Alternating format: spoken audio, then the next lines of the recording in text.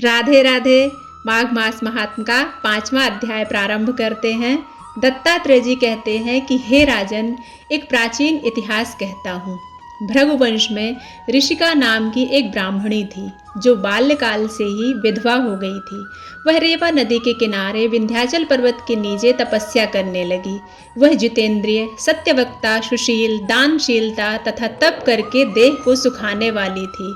वह अग्नि में आहुति देकर उच्च वृत्ति द्वारा छठे काल में भोजन करती थी। वह वल्कल धारण करती थी और संतोष से अपना जीवन व्यतीत करती थी। उसने रेवा और कपिल नदी के संगम में 60 वर्ष तक माघ स्नान किया और फिर वहीं पर मृत्यु को प्राप्त हो गई। माघ स्नान के फल से ही वह दिव्य 4000 वर्षों तक विष्णु लोक में वास करके सुंद और उपसुंद दैत्यों का नाश करने के लिए ब्रह्मा द्वारा तिलोत्तमा नाम की अप्सरा के रूप में ब्रह्मलोक में उत्पन्न हुई। वह अत्यंत रूपवती, गान विद्या में अति प्रवीण, मुकुट कुंडल से शोभायमान थी। उसका रूप सौंदर्य यौवन देखकर ब्रह्मा भी चकित हो गए। वह तिलोत्तमा रेवा नदी के पवित्र जल में स्नान करके वन में बैठी थी।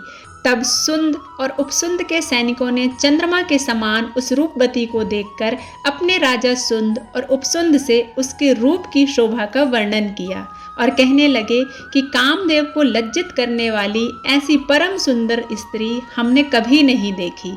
आप भी चलकर देखें। तब वह दोनों मदिरा के पात्र रखकर वहां पर आए जहां पर वह सुंदरी बैठी हुई थी और मदिरा के पान से विह्वल होकर काम क्रीड़ा से प्रेरित हुए और दोनों ही आपस में उस स्त्री रत्न को प्राप्त करने के लिए विवादग्रस्त हुए और फिर आपस में युद्ध करते हुए वहीं समाप्त हो गए।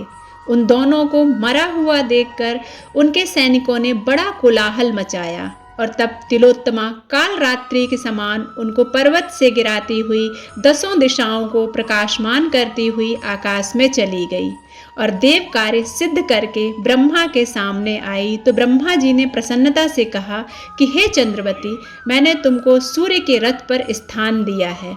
जब तक आकाश में सूर्य स्थित है, नाना प्रकार के भोगों को भोगो। सो हे राजन, वह ब्राह्मणी अब भी सूर्य के रथ पर माघ मास स्नान के उत्तम भोगों को भोग रही है। इसलिए श्रद्धावान पुरुषों को उत्तम गति पाने के लिए यत्न के साथ माघ मास में विधि पूर्वक स्नान करना चाहिए। यह 5वां अध्याय समाप्त होता है। मिलते हैं 6ठे अध्याय में। तब तक के लिए राधे राधे।